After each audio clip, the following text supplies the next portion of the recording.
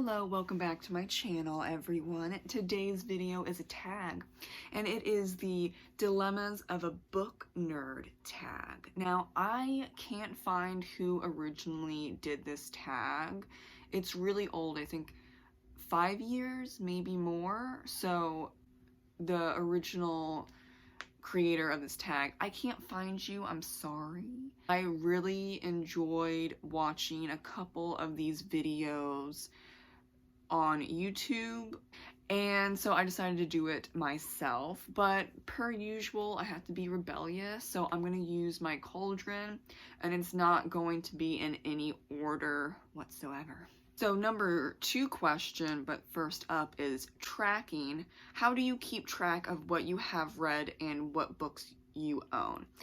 I don't particularly understand where people don't know what books they've bought. I'm like, do you not look at your Amazon account or Barnes & Noble account or your bank account? Like, I don't understand. Or wherever you get your books, right? I am definitely aware, and I have a TBR bookshelf. It's a mini bookshelf, so there's only 2 shelves. They're pretty wide, so you can put, I would think, like 3 layers. I'm gonna go with layers. 3 layers, but only 2 shelves in the TBR shelf. And that shelf is for books that I have not read, and if I have not read a book, it's not going on this shelf. So I guess I am organized in that way. And I also track what I've read through Goodreads, so every single book that I've read is on Goodreads, minus probably some children books, and I still count those because they are books, okay? Yeah, I know a lot of people that don't want to track children's books because they're not books, which doesn't make sense. Different topic, but yes, I go so far as to track children's books that I read, you know, when I was 5 or whatnot. I also track poetry, short stories. And newly, which I'm really excited about, is the great courses. You just have to find the professor doing the great courses under their name, but then you can find it, and I've watched / listened to a lot of those, and it's good to keep track of what you've listened to and what you've read. I think it's very helpful because you can figure out what you like and you dislike, even if you don't really like rate or review, or maybe you just rate and you move along. Like, that's the majority of my books. I'm not out here trying to be a blogger book reviewer, unlike there's a lot of people that do that on Goodreads, and that is all of them write an essay. I wrote too many essays for my English degree, and I analyzed books to the end of time. I just don't want to do that. I did that for 4 years. I'm good. I'm just reading for fun, basically, other than like nonfiction works on occasion. But really, it's just having some type of system, not just stacking them up in a corner and then not seeing them again for a year, and then you realize that you have 2 or 3 copies of a book because you haven't held back. I would say you haven't figured out a system or organization, or you just need to relax a little bit and not get 30 books at once and then not look at them. I think that's the problem, really, the underlying problem in the book community. You get too much stuff at once, and then you just keep going and going, and then, yeah, now you have a problem because you don't know what books you have. Number 10 is sequels. Do you read books or as they're released, or wait for an entire series to be published before reading book 1? I will do the first option. I don't mind waiting for books to come out, and that is how you support authors. There is a lot of issues, not just with indie, but with traditional publishing as well, where a lot of people do this and they're not giving the writer royalties, basically. You're not getting them readership or anything like that, so it becomes difficult, to say the least. Number 6, the next book. How do you pick your next read? I just go by what I want to read, like emotionally type of thing. Like if I want to read a fantasy, then I'm gonna pick up the fantasy book that I have on my shelf. Sometimes I will buy books, like let's say for Halloween, so I'm gonna buy a book or two for Halloween because I don't have anything Halloweeny right now other than Queen of the Damned. But then I also have to check on my budget type of thing, so I'm not gonna get 5 Halloween books. I'm going to get 2 probably, which will equal 3 books for Halloween. And though I can definitely read more than just 3 books in a month, I'm kind of eyeing Queen of the Damned and Anne Rice's writing, so she'll probably like be last on the list, and the other 2 will be read first. But it's usually something like that. It's like a theme that I want to read for a specific month, and I'll go out and buy that. But other than that, it's just whatever piques my interest in what I'm wanting to read, or more like nonfiction, what I want to deal with. Number 7, travel. How do you pick which books you bring on vacation? I haven't been on vacation for a really long time, but those books are really what is small and compact and what I would enjoy. Number 9, new or backlist. New releases or backlist books, which do you prefer? I don't care either way. If I like a writer, then I will read all the books. Oh, number 1, book storage. How do you store and organize your books? Organizing, that's not a thing. It's whatever fits on this bookshelf. I have multiple bookshelves. It's really long, so you can't see most of it. And storage, they're either on my shelf or I donate them. If I don't enjoy or love the book, then it's being donated because I have precious space. And if I don't like a book, or if it's average, then it's gonna go. Number 4, buying. How do you buy or acquire your next read? I need to get more into libraries, for sure. And there's a library nearby, so I need to get it together. But I usually do used books, and sometimes if it's a new book out, then I'll pay. But I'm not going to Barnes & Noble, I'm going to tell you that right now, when I can get the book for $15 versus $25. Yeah, no, sorry, I am going to Amazon, or I'm going to go to a used bookstore and ask if that book is on the shelf, basically. Especially right now, when I'm having some trouble with budgeting and all that stuff, I'm not paying Barnes & Noble price. Number 3, borrow. Do you lend out books? No. Ever since middle school, when my friend Nina borrowed a book, and I forget what book it was, but it was a middle grade book, and it was in a series. It was the first in the series, and I told her it was really good, but then she was like, no, I can't get books. My mom doesn't have the money. And totally valid, right? So I let her borrow the book, but then the book disappeared. And then I asked her a few months later, like, where's the book? And she said, oh, it's in whichever state it was, with my cousin.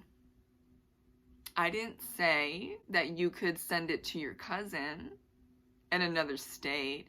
And that book never materialized again.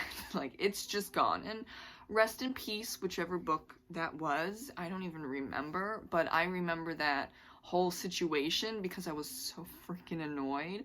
And my mom was also not well off. We weren't well off, so buying books was a big deal. And yet I had to go and, do some babysitting, dog babysitting, not children babysitting, the first book, so it wasn't like the series except the first book. That would just bother me. I think it would bother a lot of people.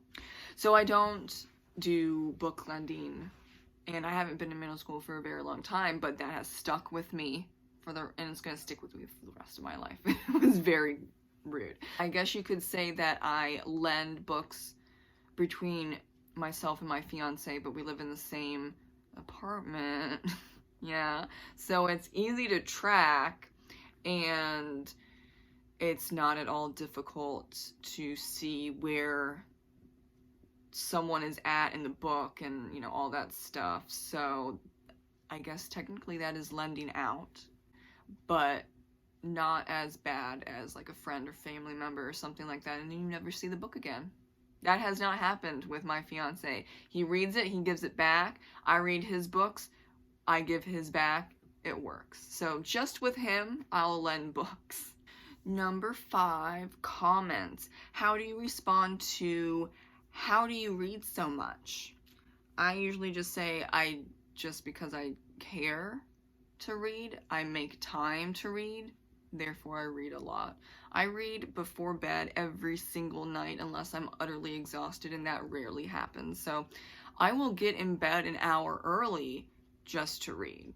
So it's really about, what do you prioritize? And my priority is reading, also writing, but we're talking about reading. You have to make time, and that might be an annoying saying for people, but it's, yeah, I mean, you could do a lot of stuff, like way more productive stuff, if you put down your phone, or you stop playing the video game for 5 hours in a row, or you get off the computer, or you stop watching HGTV and back-to-back episodes of whatever, the fixing up houses or selling houses for a crazy amount of money for no good reason. Like, you are prioritizing something different than I do. Is it my business? No, it's not my business. But when you get snarky about how much I read and you want to say that type of comment, or other passive-aggressive comments, because I've gotten a few, like, oh, she thinks she's better because she reads. I'm like, you want to say that? Check your screen time. Oh, 12 hours a freaking day? How? But no, there are literally people that have, like, so much screen time where I'm like, I'm sorry, you can't talk. You can't talk to me. Talk to someone else. Don't, you know, it's on you, not my business. When you try to do that type of weird comments, or more specifically a passive-aggressive or an aggressive comment about reading and how I think I'm better than someone, or something on those lines, then I get annoyed. And just because you read does not mean that you're smarter. And I had this discussion before, whereas you can read a lot, but if you're not comprehending what you're reading, kind of a waste of time, I would say. Like, you can't tell me what happened in the book. You can't summarize a book, but you just read it. But you, like, read it in 3 days, or 2 days, or 1 day. I see that happen a lot. You read a book in 1 day. Okay, what is it about? I don't know. Do you? And the last but not least, number 8, annotate. Do you write or highlight or mark up your books in any way? No, I don't. I don't even think I did that in college. I just wrote on a separate paper. I don't really feel the need to do that because I'm fairly good at remembering stuff. If I don't remember stuff, then, you know, I have a bad memory from all my mental illnesses. The symptoms for all of them are memory issues. So I try to give myself grace, but I really do work actively on reading comprehension. Whereas, yeah, some people don't know that's a thing. But I know a lot of people worry. Not just like if you're doing English literature or anything like that. There's a lot of people that will annotate or highlight or mark up or do, you know, anything in their books just for exercising the brain for the memorization to get everything stuck in there, and if they forget, then they can go back. Love it. Do what you want to do. You bought the book. It's your book now. I'm saying that the book is yours. The product is yours. So you can do what you will. And there's people that will probably gasp, but that also means like tearing it apart. It's your book. You paid $15.99 for it. Go right ahead. I just think of that's your money. You want to do what you want to do. If that means marking it up, which is totally acceptable, I don't see a problem with that. If that means bending the spine, which people freak out about, and I guess I understand, but also they paid for it. Or, you know, that used to be a huge trend where you get a book and then you black out everything except a few words or a few sentences, and that creates a poem within the book. I think that's pretty cool. I don't have a problem with that. If someone did that to one of my books and then they sent it to me, I thought I'd be like, good for you. I like it. But I guess I'm a little more open, a little more liberal with that thought process. I know there's a lot of people that say don't even mark up whatsoever and do what I did about taking notes on another piece of paper. I didn't do that because I think that it's blasphemy to write in books. That's just what I naturally did. Thank you so much for watching Dilemmas of a Book Nerd tag. Please have a fantastic day, week, month, year. Keep reading, keep writing. Thank you for watching. Bye.